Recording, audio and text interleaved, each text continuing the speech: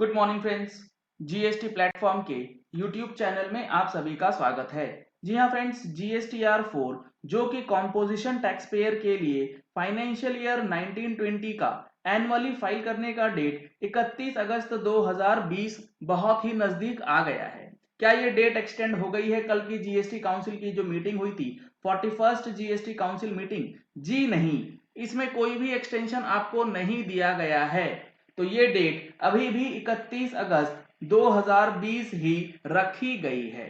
दूसरा सवाल ये कि इस GSTR 4 को अगर आप लेट फाइलिंग करते हैं, अगर आप GSTR 4 को 31 अगस्त 2020 के बाद फाइल करेंगे तो क्या इस पे लेट फीस लगेगी?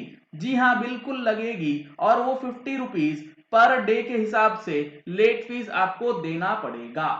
अब तीसरा और सबसे जरूरी सवाल कि GSTR 4 के अंदर क्या हम लोगों को परचेज डालना है? तो परचेज के लिए तो मैंने ऑलरेडी आपको बता रखा है, लेकिन परचेज के साथ साथ क्या एक्सपेंसेस भी डालने हैं?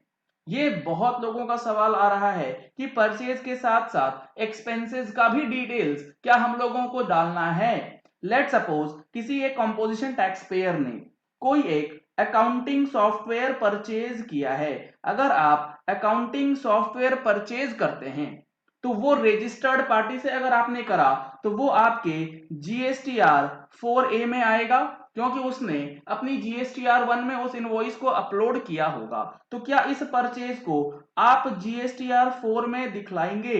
अगर दिखलाएंगे तो कौन सा वाला टेबल आपको यूज करना होगा? इसके लिए मैं आपको लेकर के चलता हूं जीएसटी पोर्टल पे, जो हमारा ऑनलाइन GSTR 4 है, उस टैब के अंदर।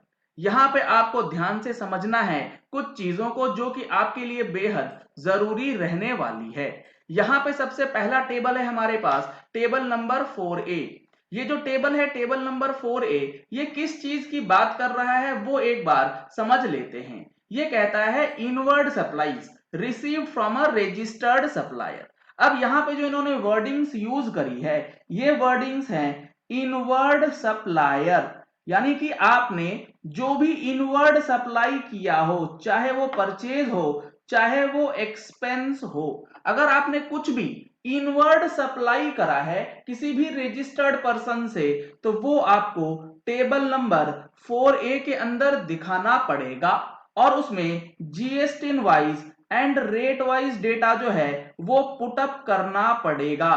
तो ऐसा बिल्कुल भी नहीं है कि आपको सिर्फ परचेज की ही फिगर दिखानी है। परचेज के साथ साथ एक्सपेंडिचर जो आपने करा होगा, प्रॉफिट एंड लॉस अकाउंट में जो आपने डेबिट किया होगा, उस इनवर्ड सप्लाई को भी आप एंट्री करेंगे।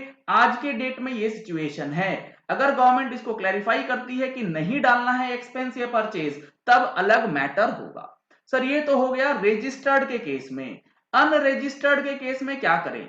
अगर आप प्रॉफिट एंड लॉस अकाउंट बनाते हैं and profit and loss account में आप खर्चे डेबिट कर रहे हैं। Sir profit and loss account composition के लिए यहां तो हम लोगों को कुछ मेंटेन ही नहीं करना है। यहां तो हम लोगों को बताया गया है कि कंपोजिशन में कुछ करना ही नहीं पड़ता है। ऐसा नहीं है। कॉम्पोजिशन हो चाहे रेगुलर हो, बुक्स ऑफ अकाउंट्स आपको मेंटेन करना है, रिकॉर्ड्स आपको मेंटेन करना है as per the provisions of section 35 of GST. तो अब सवाल आता है कि जो आपने अनरजिस्टर्ड परचेज या फिर अनरजिस्टर्ड एक्सपेंस कुछ अगर करा है, तो क्या वो भी आपको GSTR 4 के अंदर डालना है? अगर डालना है तो कौन सा टेबल है उसके लिए? इसके लिए मैं आपको बता दूं, जो हमारा टेबल नंबर C है, ये देखेंगे तो इन्होंने यहां बोला हुआ है inward supplies received from a registered supplier. यहां पर भी इन्होंने वर्डिंग्स यूज करी है कि आपने कुछ भी इनवर्ड सप्लाईज करा हो, चाहे वो परचेज का हो चाहे वो एक्सपेंसेस से रिलेटेड हो, सारी की सारी डिटेल्स आपको टेबल नंबर 4C में डालनी है। ऐसा नहीं है कि सिर्फ आप परचेजेस को डाल दें और एक्सपेंडिचर जो है उसे स्किप कर दे, ये नहीं चलेगा। आपको परचेजेस के साथ साथ एक्सपेंडिचर जो आपने करा होगा अनरजिस्टर्ड सप्लायर से उसकी भी डिटेल्स आपको डालनी है। हाँ, डिटेल्स डालनी है, उसके अंदर बहुत ही कम डिटेल्स मांगी गई। आपको सिंपली ऐड डिटेल्स करना है और उसकी वैल्यू जो है वो पुट कर देनी है। इसके अंदर आपको और कोई एडिशनल डिटेल्स नहीं डालना है।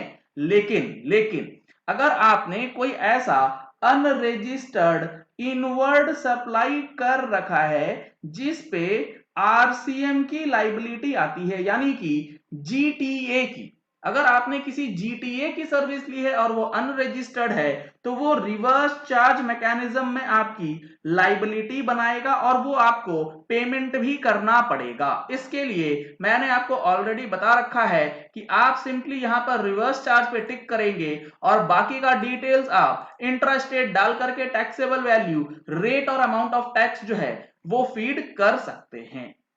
इसके बाद जो नेक्स्ट सवाल आता है कि अगर कोई हम लोग यूआरडी परचेज कर रहे हैं लेकिन वो 93 या 94 से कवर्ड नहीं है, तो क्या हर यूआरडी परचेज पे आरसीएम का पेमेंट होगा? जी नहीं, हर यूआरडी परचेज पे आरसीएम का पेमेंट नहीं करना होता है कॉम्पोजिशन को। सिर्फ और सिर्फ स्पेसिफाइड गुड्स और सर्विसेज जो 93 या 94 में दी गई हैं उन्हीं पर आपको आरसीएम पे करना है अगर वो अनरजिस्टर्ड है। लेट सपोज आप कुछ प्रिंटिंग एंड स्टेशनरी का खर्चा करते हैं तो उसे आप जीएसटीआर 4 में सिंपली वैल्यू दिखाएंगे, इसके ऊपर आरसीएम नहीं पे करना है। आपने कुछ जनरल एक्सपेंसेस कर रखा है, आपको सिंपली डिस्क्लोज करना है, आरसीएम की लाइबिलिटी नहीं पे करनी है। इसी तरीके से जो भी खर्चे हैं वो अगर 93 में आ रहे हैं, एडवोकेट फीस या फिर जीटीए का सर्विस हो गया, स्पॉन्सरशिप हो गया, 18 आइटम्स ऐसे हैं या गुड्स ऐसे हैं जिसपे आरसीएम लगता है, अगर वो है तो पे करना है, अदरवाइज